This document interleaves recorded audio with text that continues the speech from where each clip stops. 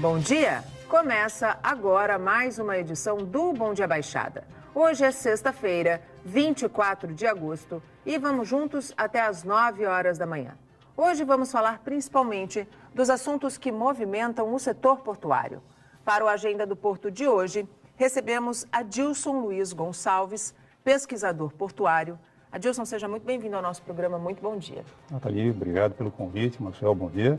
É um prazer estar aqui com vocês e discutir esse assunto tão importante para a Baixada Santista, que é o Porto de Santos. Sem dúvida nenhuma. E também o consultor portuário, Maxwell Rodrigues, também apresentador do programa Porto e Negócios, vinculado aqui na Santa Cecília TV. Max, bom dia. Fazia tempo, hein? Fazia tempo, Nathalie. É um prazer estar aqui, principalmente por ser o programa percursor na nossa região para falar do segmento portuário, que é tão importante para a nossa região. Sem dúvida nenhuma. E a partir de agora, você também é nosso convidado especial, pode participar do nosso programa, interagir com os nossos convidados aqui da bancada através do nosso WhatsApp, que é o 13 988779496, pela nossa fanpage no Facebook, onde estamos simultaneamente ao vivo, pelo nosso Instagram e pelo nosso Twitter. Santos é o porto que deixou de receber mais recursos nos últimos 23 anos, segundo estudo apontado e feito pela Arbitrar.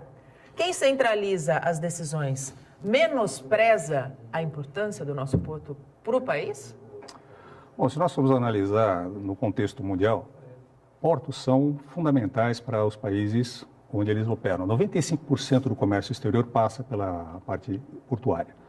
Então, quem não dá valor para a área portuária não está dando valor para o próprio país. É uma questão de Estado.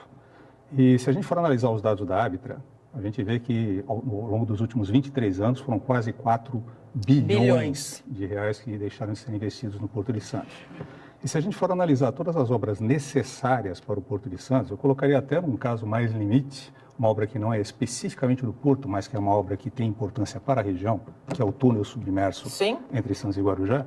É bem possível que, se a gente pensasse não apenas em obras de governo federal, obras de governo estadual e governo municipal, a gente já tivesse essa ligação nós já tivéssemos tudo isso feito, e as consequências dessa ligação seriam extremamente importantes para o complexo portuário como um todo e para o próprio desenvolvimento econômico da região.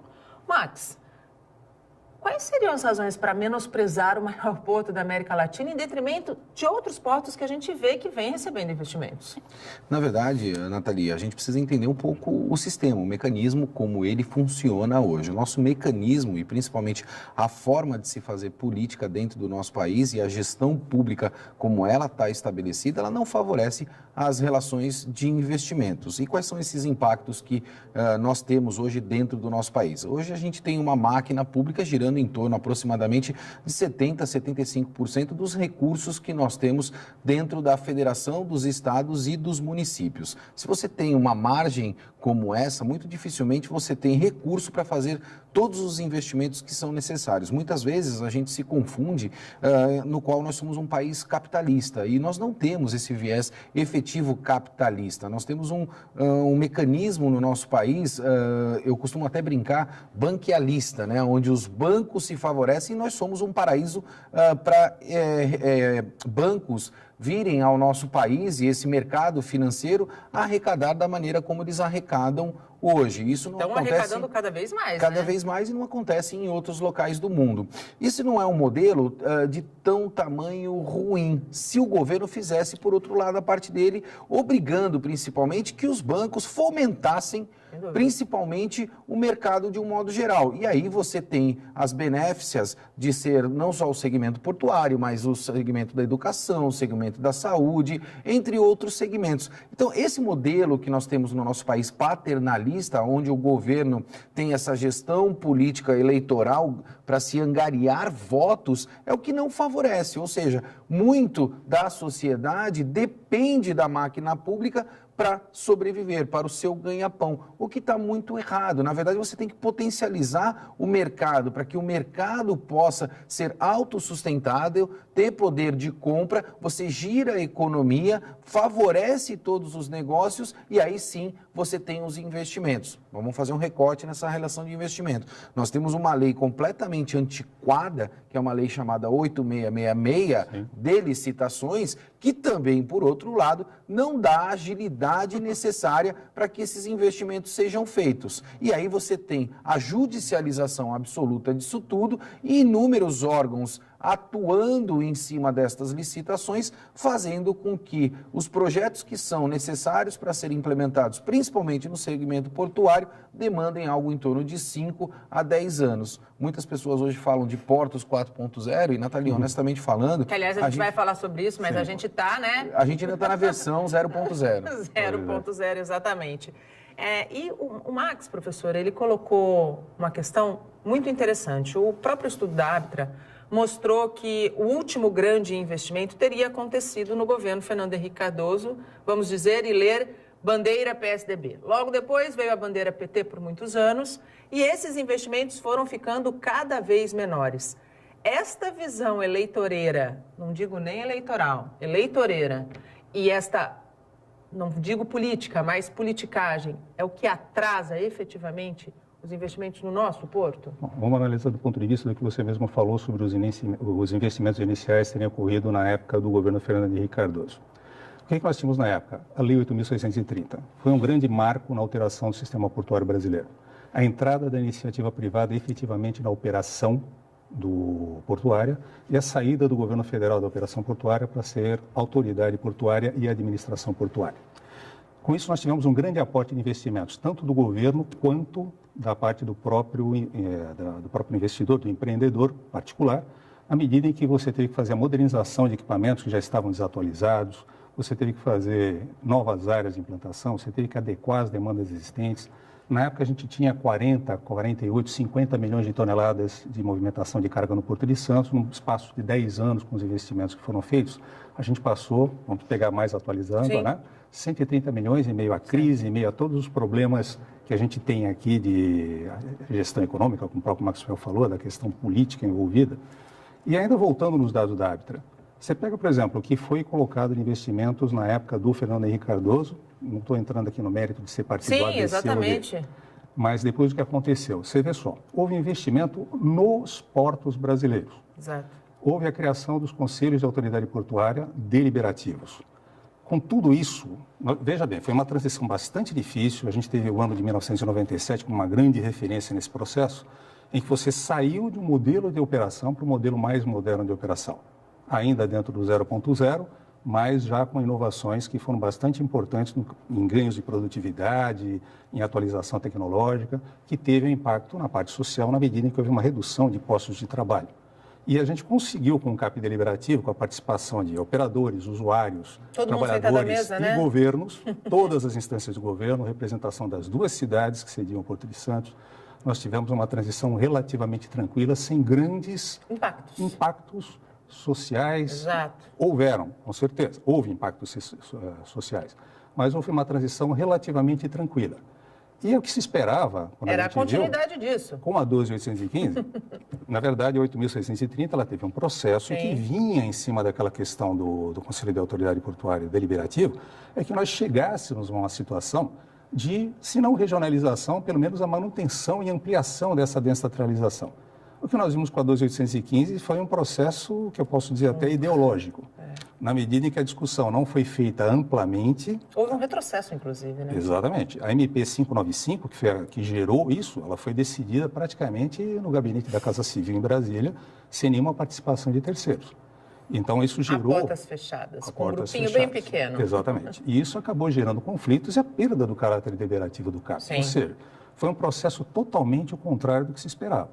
E a justificativa que nos deram na época para essa alteração da maneira como foi feita foi a necessidade de se fazer um freio de arrumação no sistema portuário brasileiro. Só que, mais uma vez, o que aconteceu? Quem estava indo bem teve que ceder lugar para quem estava indo mal. Sim. Então, em vez de a gente nivelar por cima, houve um nivelamento por baixo.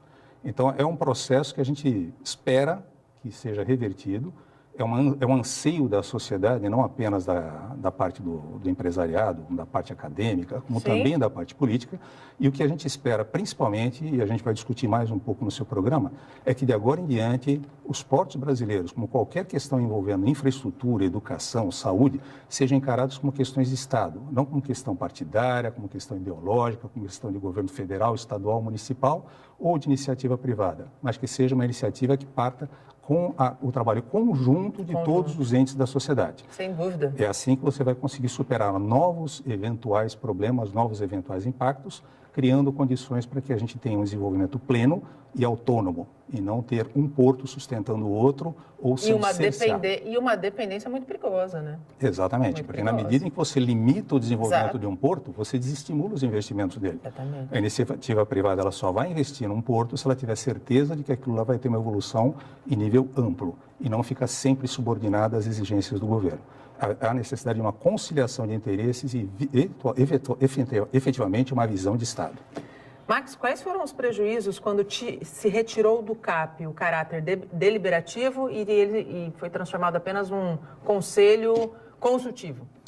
Nathalie, eu vou responder a tua pergunta, mas eu gostaria de, antes, dar o meu parecer também em relação a essa questão pontuada pelo Adilson de nivelar por baixo e nivelar por cima, né? Eu acho que a sociedade também precisa escolher efetivamente que modelo ela quer. E quando a gente fala nesta relação, principalmente de mão de obra, qual é o modelo que a gente tem hoje? A gente tem um modelo político de indicação, né? Você tenta estatizar absolutamente tudo, você não transfere para a iniciativa privada, e aí você tem a indicação. Fica mais fácil, né? Eu indico esse, eu indico aquele, o processo de seleção... Feudos, né? Você faz feudos. Exatamente. O processo de seleção, ele nivela efetivamente por baixo, porque aí você não tem qualificação, as pessoas não estão preparadas para exercer aquela função. Quando você transfere para a iniciativa privada, evidentemente você nivela por cima. Por que você vai nivelar por cima? Porque você vai ter um processo de seleção onde as pessoas mais qualificadas vão estar absolutamente aptas para exercer inúmeras funções. E é esse paradigma, esse grande dilema que a gente tem no nosso país. A gente ainda continua com esse modelo.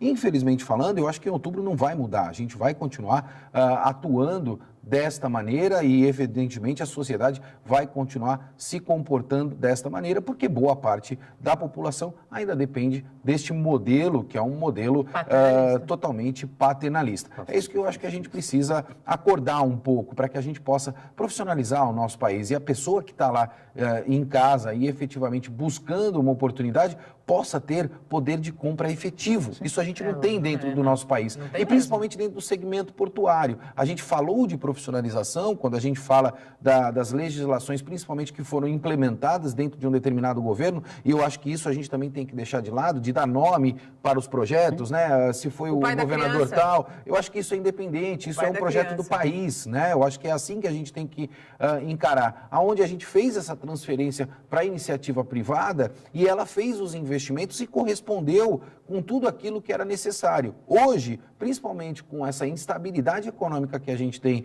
e a disparada, principalmente de uma moeda internacional de referência como o dólar, a gente represa todos os investimentos dentro do nosso país.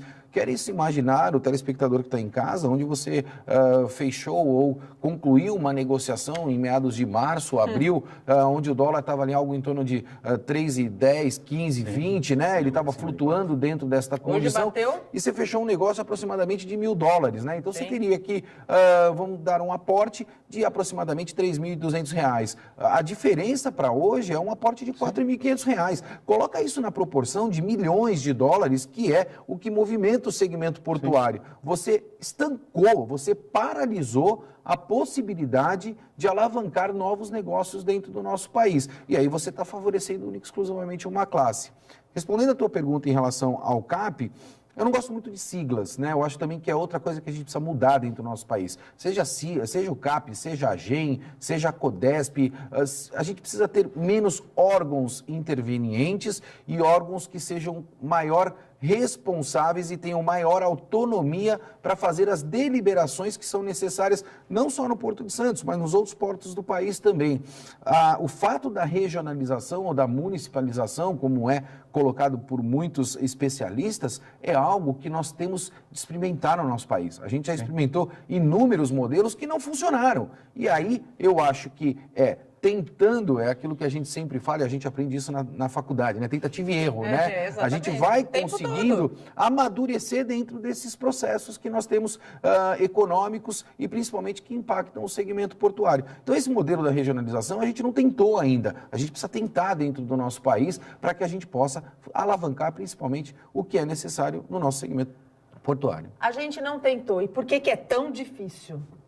Justamente pelas questões políticas envolvidas. Como você tem feudos espalhados, você vê, por exemplo, no caso dos portos brasileiros, para citar um exemplo específico, as nomeações em níveis superiores são sempre nomeações políticas e não técnicas. Nós tivemos um espaço de 3 anos entre Lula e Dilma, mais ou menos 5, 6 ministros de portos, os secretários especiais de portos, e a maioria deles não tinha formação na área portuária. Alguns deles, inclusive, passavam lá, ficaram 2, 3 meses e saíram. Aí a gente pergunta, como é que a gente vai priorizar ou planejar o sistema portuário? Ou, às vezes, até a gente planeja demais e executa de menos. A gente começou com o Plano Nacional de Logística de Transportes, depois virou Plano Nacional de Logística Portuária, e virou Plano Nacional de Logística Integrada. E, de fato, não aconteceu nada. Na verdade, o que acontece é que você vê que tem até, vamos dizer, essa própria condição de ser o governo que centraliza todo o planejamento, na verdade, ele tem que centralizar, mas ele tem que delegar algumas coisas. Exatamente. Essa condição faz com que o próprio empresariado, com que o próprio empreendedor, ele fique num estado de semilitargia. Ou seja, ele pensa 1000 vezes antes de fazer um investimento e sempre fica botando a culpa nos outros. O custo Brasil é um caso. Você vive falando do custo Brasil. Mas vamos analisar do ponto de vista de cadeia logística e porto, de uma maneira genérica. O que justifica, por exemplo, você ter, ao contrário do que acontece na maioria dos portos desenvolvidos do mundo, você ter um porto, como por exemplo Roterdão, Antuérpia, que você tem ali junto do porto, toda uma atividade industrial que não é apenas indústria de processamento de petróleo, produtos químicos, mas também de customização de materiais, customização de equipamentos. Você recebe um veículo lá em Antuérpia, você faz a customização e manda para qualquer parte do mundo. E é uma mão de obra que que tem que ser qualificada. É um novo nicho de mercado. E aí você vê, no caso, o que acontece com a maioria das indústrias do estado de São Paulo, que é o estado mais industrializado do Brasil. E aí, mais uma vez, uma menção ao trabalho da Ábitra. A Ábitra falou que daquele 1 bilhão de toneladas movimentado em 2017, cerca de 10% eram containers. Nós temos uma margem maior do que isso aqui no Porto de Santos. E um detalhe muito importante, nós estamos trabalhando com 50% da capacidade de operação de containers do Porto de Santos. Ou seja, a gente tem capacidade ociosa. E aí o que o pessoal reclama?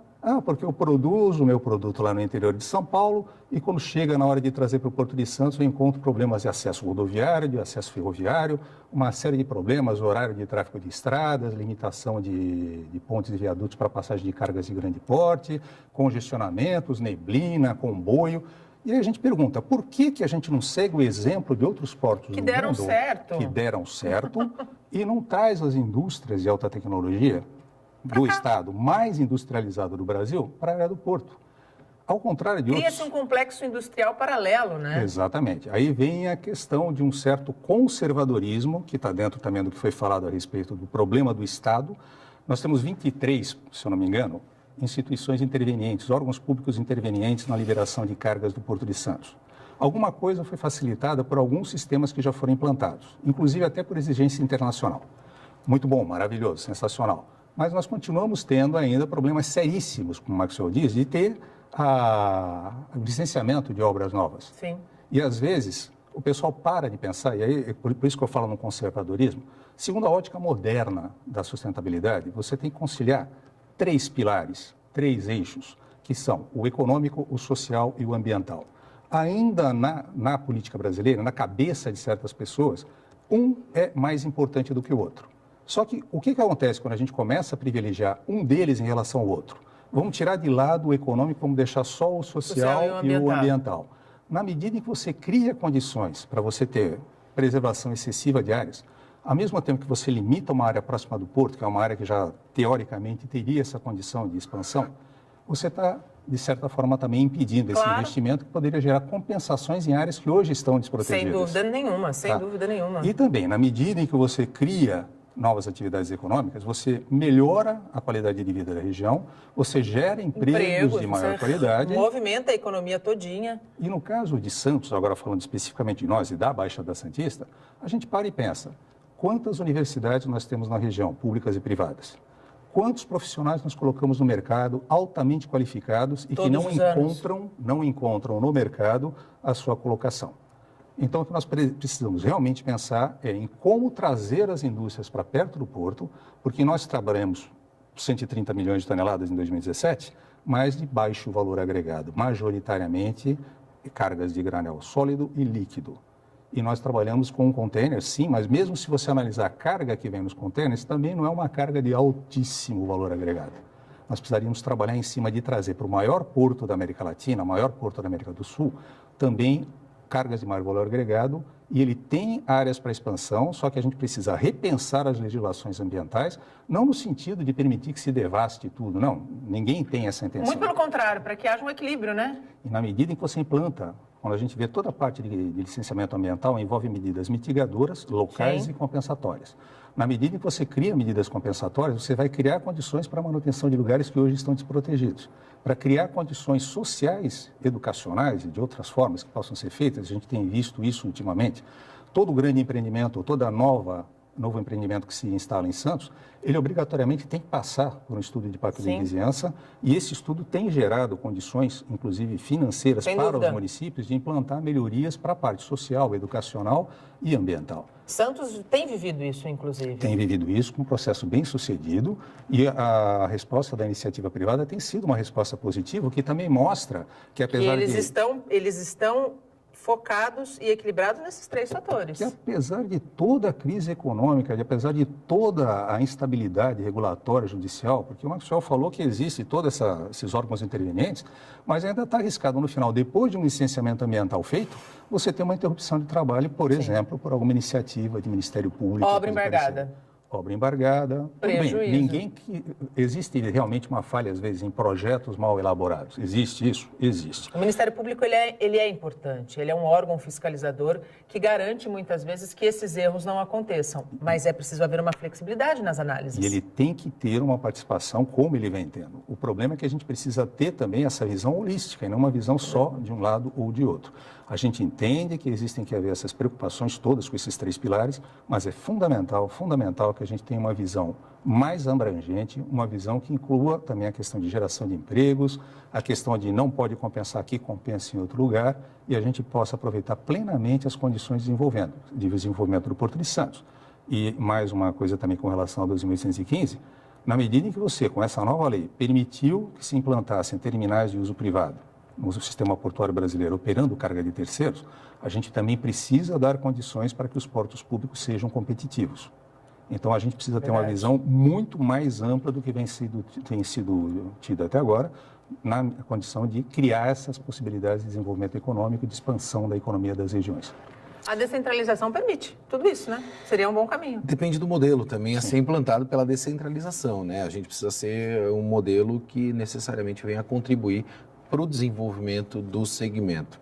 A gente tem alguns pontos que a gente pode elencar, né? Muitas vezes, quando você tem um processo de fiscalização, você tem que fiscalizar também, muitas vezes, aonde você analise a relação de má-fé, aí é uma situação, Sim. E aí você tem a outra situação de indução ao erro. E aí o órgão que necessariamente faz essa fiscalização, ele tem que ser um órgão que contribua com o segmento, Exatamente. né? Que ele aponte não só o problema, mas que ele dê a solução. Sim. É o que muitas vezes não acontece. Toda vez que a gente fala de licenciamento ambiental, a gente percebe que, principalmente esses órgãos, eles apontam um problema e não te dão uma solução. Exato. Né? Eles Então, assim, apontam o dedo. como é que eu soluciono esse problema? Eu preciso também ter ferramentas, a iniciativa privada, né? Falando em nome da iniciativa privada, de que a gente tenha ferramentas para solucionar esses problemas que foram inicialmente apontados. Isso é muito complexo dentro do nosso país e aí não fomenta necessariamente, principalmente, a constituição dessas parcerias público-privadas. Só para que a gente tenha uma ideia, desde a disponibilidade do estudo até efetivamente a concessão,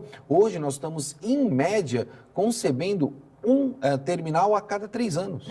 Que é um absurdo. Isso é inacreditável, né? Se você for analisar os portos desenvolvidos do mundo, eles concebem a torto e direito, porque isso potencializa o negócio. Claro. Eu me lembro, em certa oportunidade, que eu estava em Rotterdam e eles estavam preparando novas localidades e é um porto que movimenta muito, né? A gente sabe disso, um dos maiores hubs do mundo. E eu perguntei para o diretor do porto daquela localidade, como se fosse o diretor da Codesp aqui. Eu falei, nossa, os novos terminais privados aqui fazendo investimentos e expandindo novas áreas. Ele falou, não, Maxwell, nós, a autoridade portuária, que estamos preparando para que a iniciativa privada venha.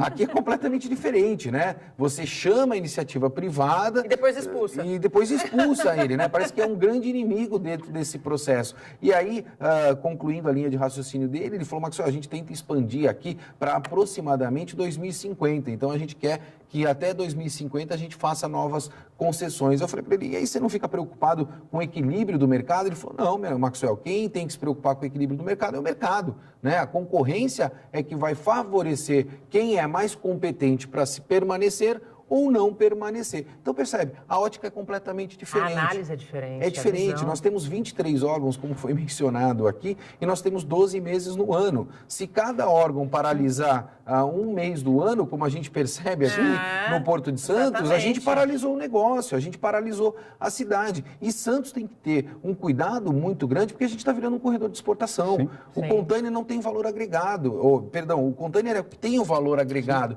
é o que movimenta a nossa região. E a gente corre um risco muito grande nos próximos 5 anos de se tornarmos uma Macaé, né? Macaé passou por essa grande dificuldade e conflito social por falta de emprego, né? Hoje nós estamos potencializando o commodities, que a gente precisa potencializar, mas eu não consigo entender porque o commodities fica na ponta da praia e não no início do porto, aí é uma outra condição, né?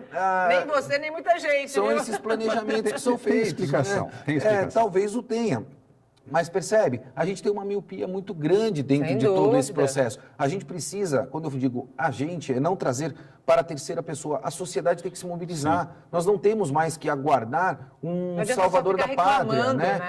Viver esse processo republicano monárquico que a gente tem no nosso país. A gente sempre acredita que o rei vai fazer absolutamente tudo pela sociedade. Se a sociedade não reivindicar, se efetivamente aquelas pessoas que sobrevivem, vivem e dependem do porto não tiverem uma consciência única para que a gente possa ter lá em Brasília, que não está aqui do lado, né, a reivindicação de um novo modelo de regionalização que fomente o negócio, que fomente o emprego e, consequentemente, a isso venha a estabelecer todas as regras que são necessárias, muito dificilmente a gente vai ter algo de novo. Nós vamos continuar vivendo essa paralisia que nós temos nos portos do Brasil. Nathalie, só um complemento rápido ao que o Maxwell falou. Se a gente pegar o exemplo de Rotterdam e pegar o exemplo dos portos chineses, sim. Vamos pegar, por exemplo, o licenciamento ambiental. Como seria o licenciamento ambiental de um porto offshore, como foi o caso de Maasvlakte 2 na Holanda?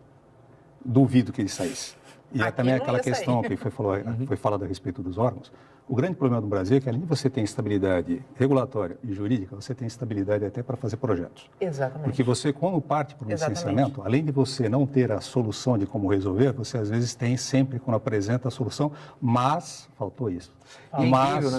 Mas sempre tem a vírgula, né? Se você me permite, falando sobre Maasvlakte Plaza, eu acompanhei esse projeto, até porque a companhia que nós somos subsidiárias aqui no país foi quem fez a implementação de tecnologia lá em Rotterdam, no Maasvlakte Plaza. E eu acompanhei no meio do processo e um pouco, bem de perto, o final do processo. Quando estava no meio do processo, a diretoria do órgão lá, da Codesp de Rotterdam, né, comentou comigo, falou, Maxwell, nós vamos inaugurar o Maasvlakte Plaza em outubro de 2018. E eles erraram, Nathalie. Eles inauguraram em 1º de maio de 2018. Percebe? Qual é a grande diferença? E só falando no caso dos portos da China, que eu estava falando, como é que você consegue, um país que até 20 anos atrás era praticamente inexpressivo em comércio exterior, de repente ter 7 dos seus portos colocados entre os 10 maiores portos do mundo em movimentação de contêineres. E lá é um governo centralizado. Só que lá qual foi a ótica deles? Precisamos competir, precisamos gerar empregos, precisamos gerar receita. Porque senão a gente vai desaparecer. Exatamente. Simples assim. E eles estão hoje numa condição de competição internacional muito boa e os portos lá, embora sejam portos estatais, competem entre si. Então eles têm autonomia. É o que nós precisamos aqui, autonomia. O Bom Dia Baixada vai para um rápido intervalo. Não saia daí, até já. O Bom Dia Baixada está de volta e a morte do diretor-presidente da operadora Tegrão Terminal de Granéis, Virgílio Gonçalves Pina Filho, comoveu a comunidade portuária. O corpo do empresário de 64 anos foi cremado no cemitério Memorial em Santos. Virgílio Gonçalves Pina Filho era presidente do Tegrão, um dos principais terminais graneleiros do Porto de Santos. Foi um dos primeiros presidentes do Ógmo, órgão gestor de mão de obra, e nos últimos anos também estava à frente da implantação de indústrias no Vale do Ribeira. Militou também no esporte. Foi presidente da Portuguesa Santista de 2000 a 2001. O empresário de 64 anos sofria de câncer no fígado e estava internado no Hospital Sírio-Libanês, na capital paulista. Morreu hoje por volta das 5 da manhã. Virgílio Pina deixa mulher, 3 filhos e 6 netas. Patrícia Nunes, para a Santa Cecília TV. Sem dúvida nenhuma, ele deixa um grande legado para a comunidade portuária. Eu peço para abrir aqui entre os nossos convidados. Ele tinha uma frase que dizia: nós somos exatamente do tamanho que a nossa visão é capaz de enxergar. Eu acho que essa é a grande contribuição que ele deixa, né, Max? Indiscutivelmente, um grande empreendedor da região. Ano passado a gente perdeu outro grande empreendedor também, o senhor Armênio Mendes, e essa nova geração é que vai contribuir para essa visão que você acabou de pontuar. O Tegrão é um terminal referência na nossa região, muito do segmento portuário deve a participação do Tegrão, principalmente nessa relação do commodities, que é o que a gente estava colocando. O Porto cresceu muito também na condição do commodities, em virtude de profissionais como o Virgílio. E ele não deixa só o legado na questão portuária. Ele teve essa visão industrial e começou a desenvolver, até como um projeto pessoal, o Vale do Ribeira, que é uma região muito pobre. Exatamente. Vai bem dentro daquilo que nós vimos conversando. Nós precisamos trazer novas atividades econômicas para a região e não apenas manter as atividades existentes. E, aliás, a trazer essas atividades econômicas e vinculá-las às atividades existentes. Foi o que nós comentamos no primeiro bloco a respeito de você trazer indústrias, maior valor agregado para próximo do porto. O Vale do Ribeira realmente foi uma iniciativa excelente dele, mostra a necessidade e a possibilidade de se trazer empreendimentos industriais para a região, diversificar a economia da região. Então, realmente é uma perda e a gente espera que o exemplo que ele deu seja seguido, não apenas pelos empresários locais, como também aqueles que queiram investir no Porto de Santos. É preciso, né? Esse legado não pode se perder. Indiscutivelmente, sem investimento o país não cresce, Nathalie. Falando em investimento, é esperado pela Rumo até o fim deste ano investimento de cerca de 50 milhões de reais para ampliação do sistema ferroviário. É um investimento óbvio, significativo, mas a gente precisa de mais, né? Vamos analisar como um todo, mais uma vez. Como é que funciona hoje a matriz de transporte do Porto de Santos? Nós temos 70% aproximadamente de transporte rodoviário ainda. E os veículos que fazem o transporte de granéis ainda não são veículos totalmente adaptados às necessidades. Então, você vê, por exemplo, na Avenida Mário Covas, em algumas áreas, ainda tem resíduos deixados por caminhões convencionais. Ainda se usa tombadores, por muito tempo ainda vai se usar, mas os próprios projetos atuais já prevêem ampliação significativa do modal ferroviário na operação de granéis. Você amplia a ferrovia, você tem que também controlar a questão da rodovia, você tem que ter acesso pleno. Você tem a questão da hidrovia, que agora a Codesp está estudando a implantação, e isso pode criar até condições para novos desenvolvimentos de atividades em terminais dentro e fora do Porto de Santos, ênfase em Cubatão.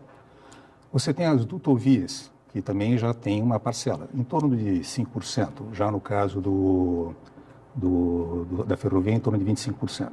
A gente precisa ter um maior equilíbrio desse modal. E nos principais portos do mundo, você trabalha bastante com a questão ferroviária. A Europa é um exemplo disso. Agora, nós temos também uma outra possibilidade, porque a gente, considerando todos esses tipos de transporte já disponíveis no Porto de Santos ou em via de implantação, ainda mais uma vez associada ao alto valor agregado, falta um quinto, que é o aeroviário. Aí nós temos o quê? Nós temos a condição de ter um porto comercial, além de um porto de passageiros na área continental de Santos, em Guarujá, na base aérea de Santos. Só que existe lá uma limitação para a operação de comprimento de pista. Aí você vê como é importante a visão holística e a participação de todos os setores da sociedade nisso. Para que você faça a ampliação de 900 para 1.300 metros da base aérea de Santos e lá poder fazer operação de carga também, você precisa remover algumas barreiras, como, por exemplo, a linha de Itatinga.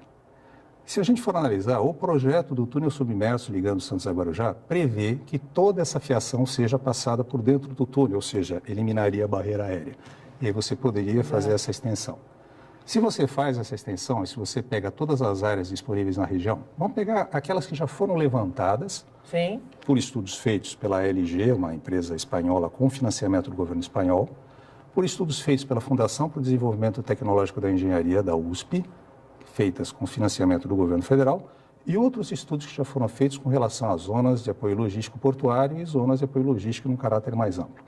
Se a gente pensar que além dessas zonas de apoio logístico, nós poderíamos, e a região tem sim, por conta de critérios estabelecidos pelo Conselho Nacional de Zonas de Processamento e Exportação, tem sim condições de implantar uma ZPE na região, você poderia estar aproximando as indústrias, você poderia estar criando condomínios logísticos industriais na região e você se beneficiar de transporte marítimo, aeroviário, dutoviário, ferroviário, tudo isso compondo um processo que faria a ligação de Andaraguá, por exemplo, em Praia Grande. O ideal seria 25% de cada, né? E a gente teria uma integração... Eu acho que o ideal seria a gente ter até um pouco mais ainda do ferroviário em cima desse processo, principalmente na questão dos granéis. E eu já vou te adiantar que esses investimentos que estão sendo pensados, segundo pesquisas que a gente fez junto com alunos, essas operadoras de ferrovia, que a ideia deles é ampliar a operação de contêineres. Eles veem o Porto de Santos, esse investimento não é só um investimento pensando em granéis, é um investimento pensando também para indústrias industrializadas. Exatamente. Mais adiante, se a gente conseguir conversar a respeito do Porto 4.0, a gente vai ver o que toda essa questão de internet das coisas, de Big Data, toda essa questão que existe hoje já disponível, mas ainda não integrada. Não integrada. Mesmo nos portos do mundo, a gente está numa fase de implantação ainda. A gente, se for ver, o único terminal totalmente automatizado que a gente tem no Brasil é um terminal no Porto de Rotterdam. No Brasil, perdão, na Holanda, é o Porto de Rotterdam. No mundo, né? Exatamente. É Rotterdam. Então, você tem aqui uma necessidade de fazer essa integração e modificação e melhor equilíbrio do modal de transporte, da matriz de transporte do Porto de Santos. A hora que a gente tiver essa condição e trazer essas atividades novas para a região, você vai ter ainda mais expandida a capacidade do Porto de Santos, sem necessariamente ter que ampliar a sua área de porto, mas ampliando as retroáreas, tá? Então, é algo que tem que ser pensado e realmente a necessidade de investimentos como esses da ferrovia. Há necessidade de mais investimentos de rodovia? Sim. Todo porto... Mas em outros modais também, né? Sim. A gente precisa parar de pensar só em rodovia e em ferrovia. A gente tem outras possibilidades que precisam estar integradas para o bom funcionamento do processo. O porto, Nathalie, é um assunto muito técnico, né? E muitas vezes o teu telespectador pode se questionar em relação a todas essas pontuações técnicas. E aí, para que o teu telespectador tenha um entendimento, hoje o Porto de Santos é mais ou menos o elevador do shopping Praia Mar, né? As pessoas querem entrar sem as pessoas que estão lá dentro conseguirem sair. Então, o Porto de Santos é um pouco isso, né? Muita gente querendo entrar e muita gente querendo sair. E não tem fôlego absoluto para tudo isso. Quando a gente fala em ferrovia, a gente está pontuando esses investimentos de chegada no Porto de Santos. A gente ainda não tem uma matriz de transporte completamente estabelecida de norte a sul.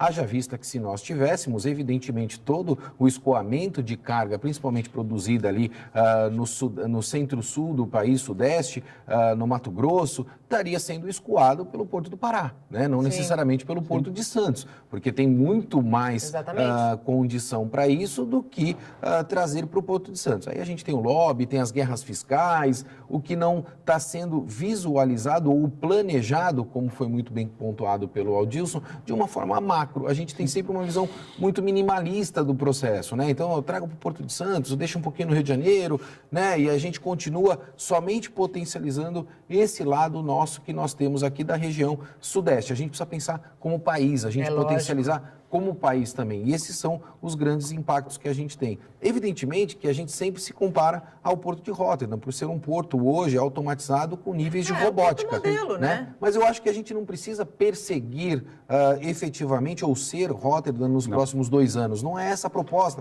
Você tem portos hoje semi-automatizados que conseguem ter um apoio logístico bastante grande, como o Porto de Algeciras, o Porto de Los Angeles nos Estados Unidos, entre outros portos. É nessa linha que a gente precisa seguir, né? Hoje nós temos um grande desafio no Porto de Santos, que é a Serra, né? A gente precisa vencer esse desafio. Por que não também colocar estas zonas de processamentos e zonas industriais na região metropolitana e fazer com que boa parte dessas indústrias também se localizem em algumas localidades de São Paulo, em São Bernardo, Santo André, como antes era feito, desde que haja uma matriz de transporte ágil para que a gente possa atender um processo mundial, global, just in time. Hoje, funciona desta maneira, né? A gente vê a Amazon hoje já sinalizando a possibilidade de compra de grandes cargueiros para que ela possa ter autonomia de fazer esta movimentação num processo muito ágil como o mundo permite hoje. Por que a Amazon não está no Brasil, né? A gente tem que se questionar por isso, porque a gente não tem a eficiência just in time que o mundo exige hoje. Isso está dentro de uma esfera pequena, sem sombra de dúvida, mas se você colocar isso de forma generalista, você vai perceber o quão deficitário nós somos dentro do nosso processo logístico.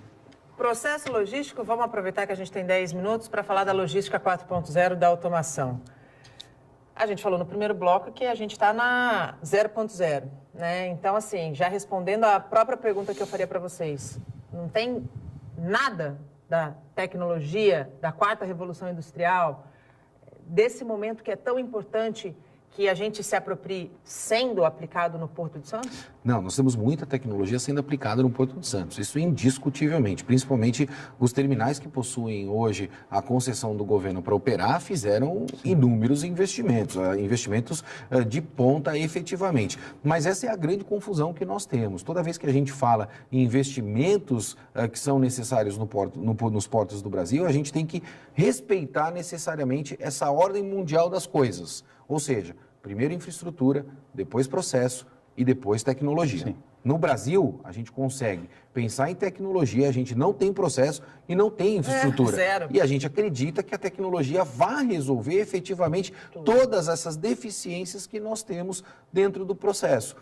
A infraestrutura, ela é tão importante quanto a questão de tecnologia. Hoje, a gente pode dizer que as soluções foram feitas do portão para dentro dos terminais privados. Do portão para fora, nós não temos ainda as soluções que são necessárias e que impactam principalmente nos portos do Brasil. Quais são elas? A gente não resolveu ainda a entrada do Porto de Santos. A gente está tentando resolver a entrada da cidade de Santos. Sim. A entrada do Porto de Santos ainda não foi resolvido e precisa ser resolvido. A gente não fomenta os modais que são necessários para isso. Outro ponto importante é o novo arranjo que nós vamos ter logístico mundial, principalmente com o novo Canal do Panamá. O Porto de Santos vai sofrer impactos em relação a esta questão e não estamos nos preparando para isso. Nós não temos ainda uma perenidade dentro dos processos para que a gente possa atender esse novo rearranjo logístico que vai acontecer. Então, percebe, além de todas essas dificuldades que a gente tem, hoje a gente vem falando de uma indústria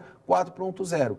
Legal, ela pode contribuir com o processo? Pode, desde que a gente tenha plataformas que provenham a segurança para que a gente consiga extinguir do nosso processo aquela condição que eu costumo dizer de uma forma bastante simplista do carimbaço, né? Ou seja, a gente ainda vive no mundo do carimbaço. Você tem que pegar uma DI de importação, você tem que pegar um documento X, Y, Z e você depende que algum órgão anuente vá lá e carimbe aquele documento, né? Porque senão a tua carga não é liberada. Falando de uma forma bastante simplista. Mas para que isso ocorra ou para que isso deixe de ocorrer, eu tenho que ter uma plataforma que venha dar a sustentabilidade e a segurança para esses órgãos anuentes. E eles precisam, órgãos anuentes, também ter a vontade de fazer parte dessa indústria 4.0, findando, assim, a sobreposição de leis e processos que a gente tem dentro do nosso segmento portuário. Falta muito, né? Não, falta bastante. Se a gente for analisar também, no caso do Porto de Santos, nós somos ainda majoritariamente operadores de granéis. Sim. E aí falar em logística 4.0, em customização, essas coisas todas, é uma coisa mais voltada para a área industrial e indústria de alta tecnologia. Sim. Então, nós precisamos realmente, primeiro, fazer essas adequações de acessibilidade ao porto. Você tem uma ideia, por exemplo, para se definir um novo acesso ao Porto de Santos na margem direita, foi necessário que houvesse um incêndio na Lemoa e houvesse a paralisação do porto por 9 a 10 dias. Nós não temos um guia público de acesso, Adilson. Exatamente. A gente não tem um guia público de acesso que faça o regramento de acesso aos portos do Brasil. Aliás, a discussão começou a ser levantada, mas parou, né? Isso, sem dúvida. Parou. Então, toda essa questão que tem que ser analisada, como a gente já falou agora há pouco, embora seja um pouco lugar comum, de uma forma holística. Não adianta você ter a iniciativa privada fazendo investimento, quando hoje, por exemplo, nos próprios terminais de contêineres, a própria Arbitra reconhece isso, não há condição hoje no Brasil de se implantar um terminal totalmente robotizado, primeiro, por questão de escala, segundo, por questão de, hoje ainda ser, por questões de mercado, mais interessante armazenar carga nos terminais do que fazer a operação, porque não tem escala suficiente para fazer uma operação. Nós estamos com 50% do porto na área de contêineres ocioso. E aí você tem que fazer um investimento que é um investimento caro e que não necessariamente vai resultar em ganhos de produtividade. Então, na verdade, o que a gente precisa ter é resolver esses problemas de infraestrutura, resolver os problemas regulatórios, os problemas institucionais, para depois, então, a gente partir para a escala seguinte, que é a escala da informatização, Mas que tem hoje já tempo existe. para isso? Eu acho que se a gente for analisar do ponto de vista de porto público, e isso é uma discussão que permeia até todo o setor que discute isso, os portos públicos eles precisam tomar urgentemente ações, e essas ações têm que ser ações de visão de Estado, mais uma vez lembrando, por que a gente deixou de investir 4 bilhões de reais no Brasil, numa época em que a gente, até na própria cronologia apresentada pela Arbitra, Fernando Henrique Cardoso teve um tanto. Depois, sucessivas reduções disso em relação ao orçamento feito, Sim. a gente percebe que houve questões de contingenciamento e muito pior que isso. O Maxwell falou a respeito dos bancos fazerem investimentos. A gente fala dos bancos privados. Aí eu pergunto, e os bancos estatais? Onde eles investiram? Exatamente. Onde o BNDES investiu na área portuária recentemente? Em Cuba. Em Cuba. E eu pergunto, qual a importância de Cuba para o sistema portuário brasileiro quando nós temos tanta deficiência ainda Tantos de implantação? gargalos para serem resolvidos. Tantos gargalos. Custo Brasil. Tá, qual é? E qual é a produção que tem lá que justifique isso? Vai ser um report? Sei lá, não sei. Não entendi até hoje direito qual foi o motivo desse investimento. Dinheiro daqui que saiu para Cuba. E Isso que está fazendo falta aqui e que a gente nem sabe se vai voltar. Eu acho que não vai voltar. E, na minha opinião, dinheiro público tem que ser empregado com transparência. Claro. Eu não consigo entender como é que se faz um contrato de transferência para país no exterior com cláusulas de sigilo. Então, tem uma série de coisas que têm que ser entendidas e que a gente saia de um modelo ideológico partidário e passa para realmente um modelo de governo baseado nos interesses do país e não nos interesses de poder. Como fica a mão de obra na tecnologia 4.0? Aqui vai ter que mudar muita coisa, né? Quando a gente fala em tecnologia 4.0, Nathalie, a gente pode dividir isso em alguns pontos, né? Principalmente a internet das coisas, e aí eu acho que a gente está um pouco distante em relação a isso, porque a gente está falando de comportamento, comportamento de mercado, comportamento de pessoas, fatores que hoje eu acho que ainda dependem de muita integração e a gente não está ainda preparado para isso. Outra questão é integração de sistemas nessa indústria 4.0. E aí eu acho que esse é o grande filão que a gente precisa navegar, assim eu posso colocar, através desta integração entre todos os agentes e atores que fazem parte de um processo portuário. Utilizando uma plataforma, por exemplo, de blockchain, né, que se utiliza hoje, mundialmente falando, no Bitcoin, né? A gente conhece muito o Bitcoin, que dá toda essa segurança processual. O que é essa segurança processual? A hora que a Polícia Federal pede um passaporte, ela vai lá e escaneia esse passaporte de acesso, essa informação ela é de uma maneira tão segura que qualquer órgão pode acessar esta informação a qualquer tempo e a qualquer momento. De toda forma, também, se utilizar dessas condições para liberação de carga, entre outras informações. Ou seja, ter aí uma plataforma efetiva que venha a compreender todas as informações do segmento portuário para que todos os órgãos anuentes não façam a fiscalização em duplicidade, porque hoje existe ainda muito estas relações. Esse seria um grande avanço para o segmento portuário, onde a tecnologia poderia contribuir de forma vertiginosa e acabar com aquela situação do carimbaço. Você perguntou para o Adilson se a gente tem tempo, né, para fazer tudo isso. Eu volto e vou me remeter de novo a Rotterdam, a gente sempre usa como referência, né?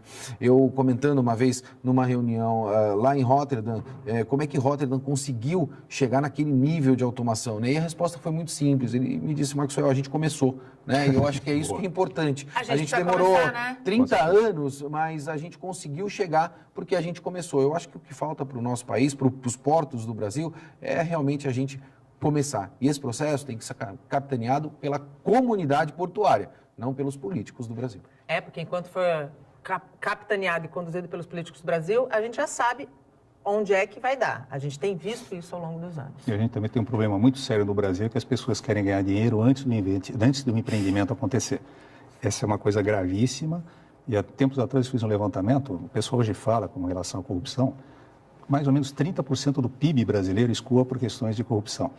E o que daria para fazer com esses 30% do PIB em investimentos dentro do Brasil na área de educação, saúde e infraestrutura, a gente fica consertando o ponto final, o problema, e não criando condições para solucionar antes que o problema aconteça. Enquanto a gente não atingir a causa, a gente vai ficar enxugando gelo nas consequências. Seguramente. É sempre assim. Professor Adilson, muito obrigado pela tua participação, pelo programa de alto nível que a gente conseguiu fazer aqui, pela tua disponibilidade em nos atender. A gente sabe que você vem de uma licença médica e estar aqui mostra o teu carinho e o teu comprometimento, não só com o programa, mas com a comunidade portuária como um todo. Muito obrigada. Natalia, eu queria mais uma vez agradecer pelo convite, pela qualidade da pauta que foi apresentada no programa, pelo nível da discussão que a gente teve aqui, dos temas importantes. É importante a gente ter essa discussão do porto na região, é importante que a gente deixe bem claro para a comunidade que o porto não é um problema, o porto faz parte de uma relação muito importante, que é a relação porto-cidade, e que a gente não pode esquecer que Santos, Porto e cidade nasceram praticamente juntos. Se em 1543 Brás Cubas teve a ideia de trazer o porto da ponta da praia aqui para o centro, e em 1892 o governo federal chegou à conclusão de que, pelas características do estado de São Paulo, esse seria o grande porto do Brasil e foi o primeiro porto organizado e hoje é o maior porto do Brasil, da América Latina e do Hemisfério Sul, é importante que o cidadão da região conheça a importância do seu porto e participe desse processo, como o Maxwell diz, uma visão de sociedade, uma visão abrangente e que a gente tenha a autonomia necessária em nível de Estado, em nível de municípios, para a gente poder participar desse desenvolvimento e a gente poder ter o porto cada vez mais importante e cada vez mais atraindo novos negócios para a região. Para isso, eu preciso de autonomia. Autonomia. Maxwell, muito obrigado pela tua participação. Volte mais vezes. Nathalie, sempre um prazer estar aqui. Só concluindo a cronologia, eu acho que foi muito bem pontuado pelo Adilson, essas pontuações cronológicas. Eu acho que a gente está na hora agora de 2018 ou até 2020 decidir também que a gente deve ser o maior hub da América Latina. Seguramente. Eu acho que é isso que está faltando também como mudança no nosso segmento portuário. É um prazer estar aqui, adoro estar no Bom Dia Baixada. Já quero deixar um abraço para o Rogério Conde, que é uma pessoa bastante especial e que deu a oportunidade para que a gente começasse a falar de Porto na TV regional. Sem dúvida nenhuma. O Bom Dia Baixada fica por aqui. Você pode ficar bem informado sobre tudo o que acontece na região e no mundo acessando o Santa Portal.